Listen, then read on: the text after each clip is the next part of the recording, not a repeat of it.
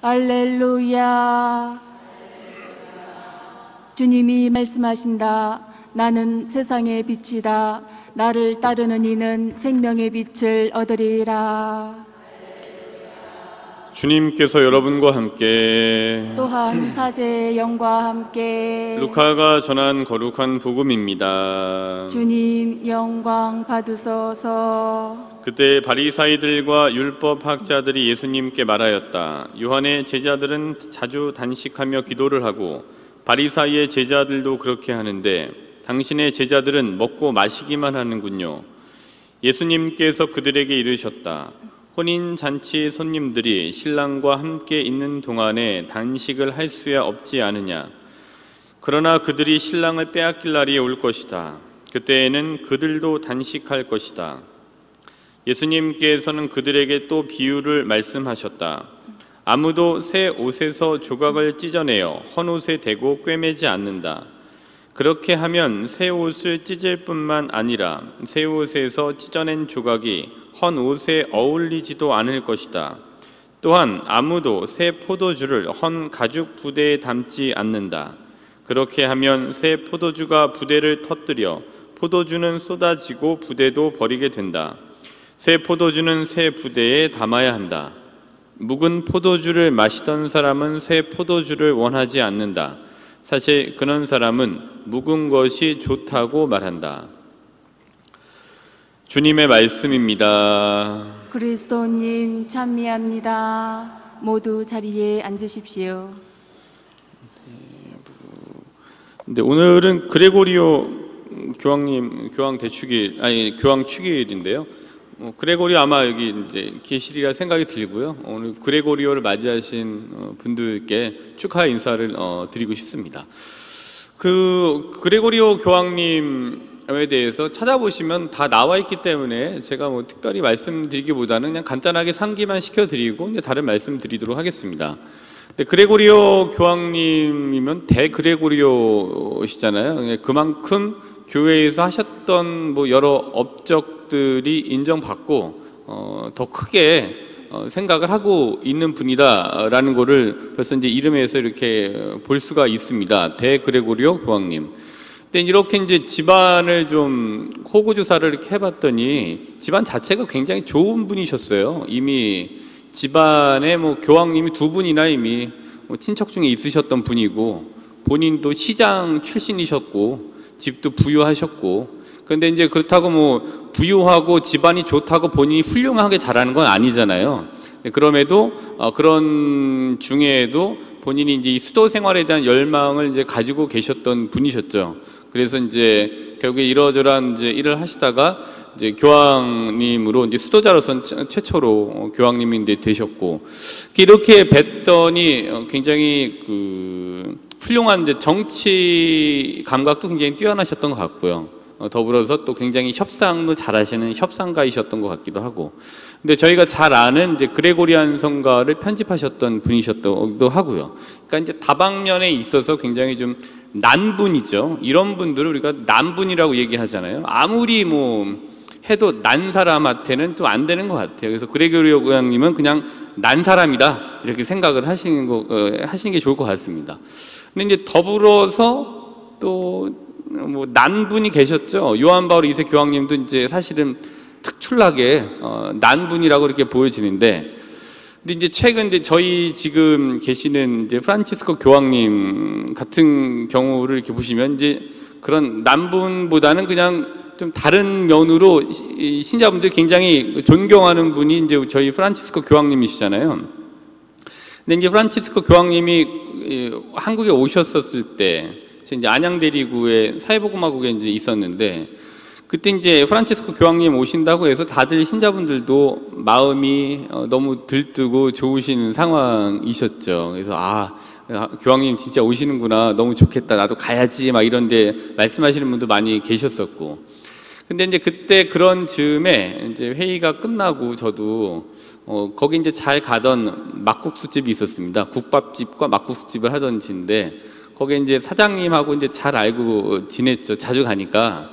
또 사장님도 굉장히 좀 저한테 잘 해주시고, 저도 이제 인사를 잘 하고, 이렇게 해서 잘 알고 지내던 사장님이었는데, 밥 먹고 계산을 하려고 이렇게 나갔더니 그 사장님께서 저한테 교황님 오시는데 굉장히 좀 바쁘시죠? 할 일도 많으시고요. 근데 사실 뭐 일선에 있는 신부가 교황님 온다고 바쁘고 뭐 할 일 하나도 없어요. 그냥 교황님 의전은 그쪽에서 알아서 하시는 거니까 저야 그냥 오면 좋구나, 오시면 이 생각만 갖고 있었는데 바쁘시죠? 그러니까 뭐 안 바쁘다고 할 수 없으니까 굉장히 바쁩니다. 요새 마음도 들뜨고 뭐 이렇습니다. 라고 이제 말씀드렸는데 그랬더니 갑자기 저한테 하얀 봉투를 꺼내서 저한테 이렇게 주시더라고요.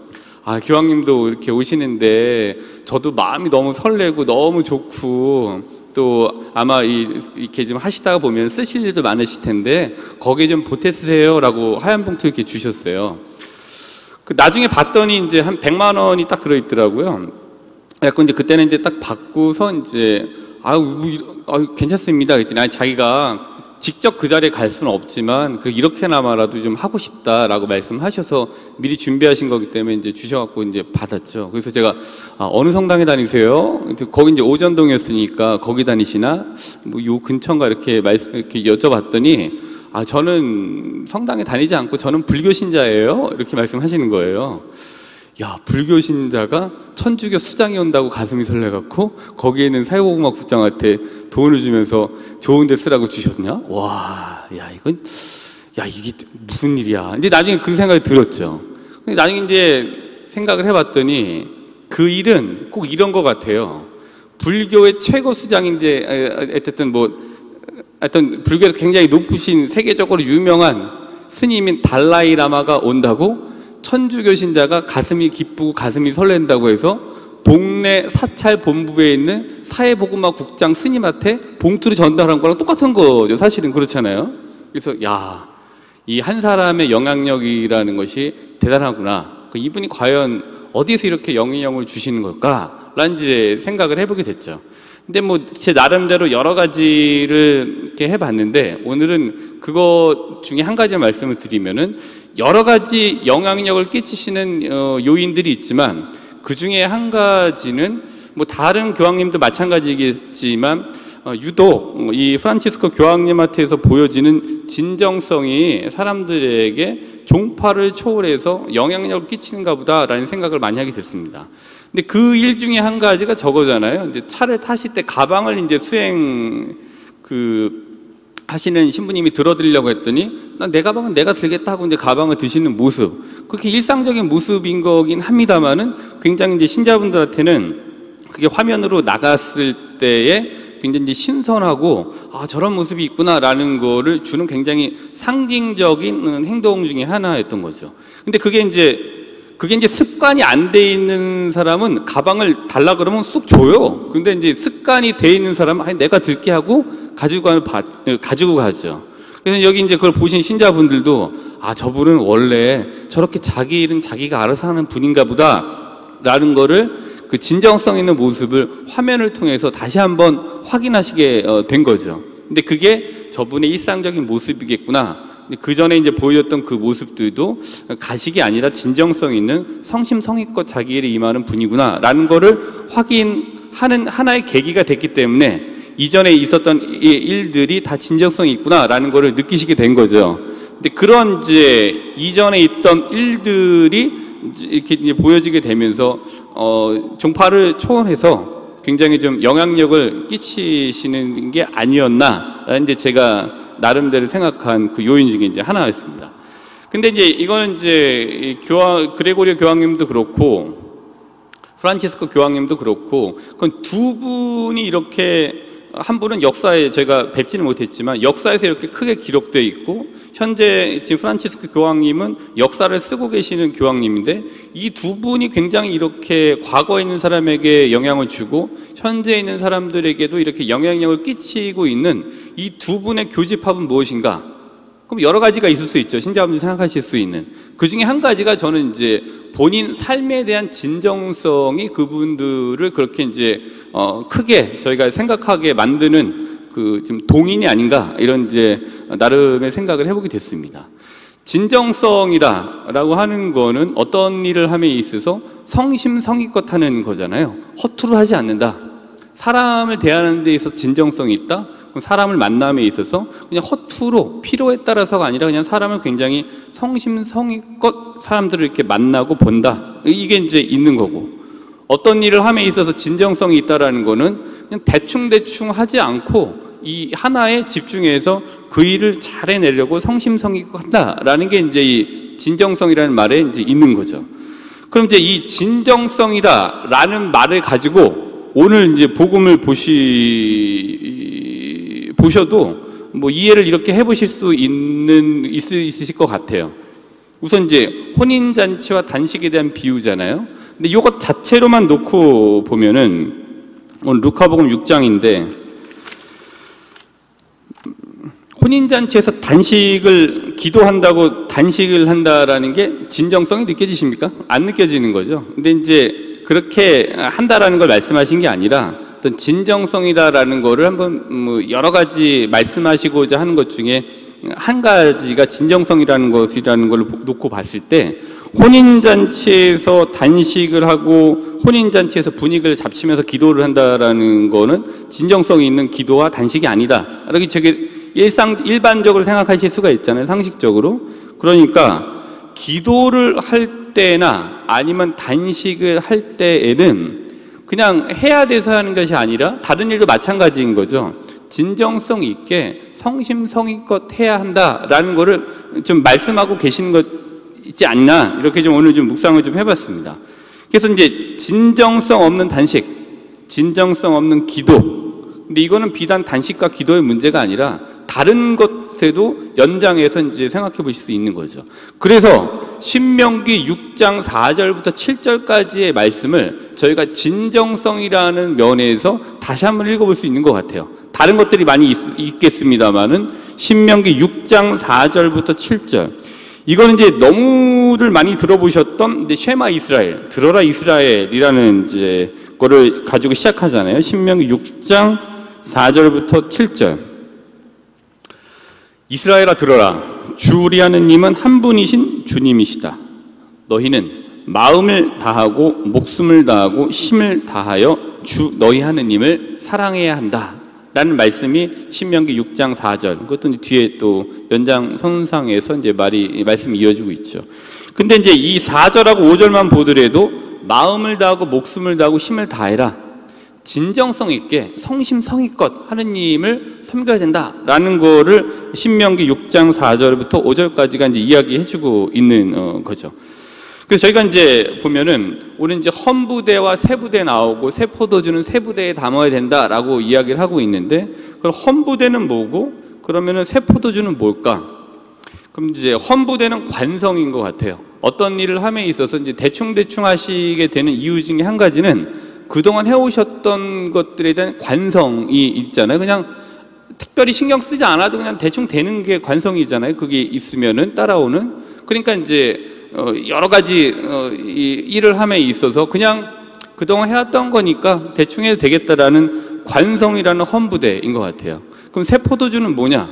관성이 있을 수 있지만 그래도 관성에 젖기보다는 조금 더 내가 여기서 좀 이렇게 되는 대로가 아니라 내가 진정성 있게 성심성의껏 하겠다라는 이제 것이 진정성과 성심성의라는 것이 세포도주다, 이렇게 볼 수 있는 것 같아요. 그러면은 관성이라고 하는 헌부대와 진정성, 즉 성심성의라는 세포도주는 어울리지 않는다라는 것이 5장 38절에 세포도주는 세부대에 담아야 한다는 말인 것 같습니다. 그래서 진정성이라는 세포도주와 관성이라고 하는 헌부대, 진정성이라고 하는 세포도주가 관성이라고 하는 헌부대에 들어가면 터진다, 어울리지 않는다. 이 말씀은 즉 관성, 그러니까 내가 해왔던 것에 그냥 대충 익숙해져서 하진 않았나, 기도도 그냥 관성에 의해서 묵주하려 그냥 돌리진 않았나. 이 중에 예전에는 여덟알을 진정성 있게 돌렸으면 지금 여덟알을 그냥 이 관성으로 돌리는 것이 아닌가, 이런 것들인 거죠. 저는 이렇게 이해했습니다. 제 이해는 이래요. 오늘 제 이해를 나눠드리는 것 뿐이죠. 근데 이런 거를 이제 하나님께서 이제 이런 것보다는 좀 진정성 있는 거를 하나님께서 원하시겠다라는 이제 이 성경을 한번 찾아봤는데요. 사무엘기 상권 15장입니다. 사무엘기 상권 15장. 이제 집에 가셔서 한번 찾아보세요. 사무엘기 상권 15장을 이렇게 보시면은 이때 이제 어떤 거냐면 내용이 이제 그러니까 주님의 말씀을 받은 사무엘 예언자 사무엘을 통해서 주님께서 원하시는 걸 사울이 전달을 받죠. 이제 아말렉 족이라고 하는 이제 족과 싸워야 되는 상황이에요. 근데 그때 싸울 때 어떻게 해야 되냐 하면은 사무엘이 이제 사울에게 얘기를 합니다. 15장 1절부터 3절인데요. 쭉 기니까 만군의 주님께서 이렇게 말씀하셨습니다. 15장 2절이에요. 아말렉이 이스라엘에게 한 짓, 곧 이스라엘이 이집트에서 올라오는 길을 막았던 그 일 때문에 나는 그들을 벌하겠다. 그러니 너는 이제 가서 사정없이 아말렉을 치고 그들에게 딸린 것을 완전히 없애버려라. 남자와 여자, 아이와 젖먹이, 소떼와 양떼, 낙타와 나귀를 다 죽여야 한다. 그러니까 이제 깨끗하게 정리를 해야 된다, 이 말씀인 거죠. 근데 이제 이 얘기를 사울이 듣고 그대로 했을까요? 그대로 하지 않았습니다. 어떻게 했냐면은 15장 9절에 보면은 이렇게 얘기를 해요. 이제 이기긴 이겼어요. 근데 이기긴 이겨서 거기 있는 것들을 다 싸그리 다 이제 정리를 해야 되는데 정리하지 않고 15장 9절에 남겨둔 부분이 나옵니다. 그런데 사울과 그의 군사들은 아각뿐 아니라, 아각은 이제 아말렉 쪽의 임금입니다. 아각뿐 아니라 양과 소와 기름진 짐승들 가운데에서 가장 좋은 것들과 새끼 양들, 그 밖에 좋은 것들은 모두 아깝게 여겨 완전히 없애버리지 않고 쓸모없고 값없는 것들만 없애버렸다, 이렇게 되어져 있습니다. 그러니까 하느님께서 분명히 이제 그렇게 하라고 했는데 그렇게 하지 않은 거예요. 본인은 나름대로 변명이 있었습니다. 근데 이거는 본인이 이제 그거를 갖고 싶고 두려워했던 무언가가 있을 것에 대한 여지를 이제 남겨둔 거예요. 이 사울이 하느님 이렇게 하라고 했는데 나는 이렇게 할 수 없는 어떤 변명을 만들어낸 거고, 또 자기가 두려워하는 무언가가 있었던 거예요. 그래서 변명과 여지를 이제 얘기를 하죠.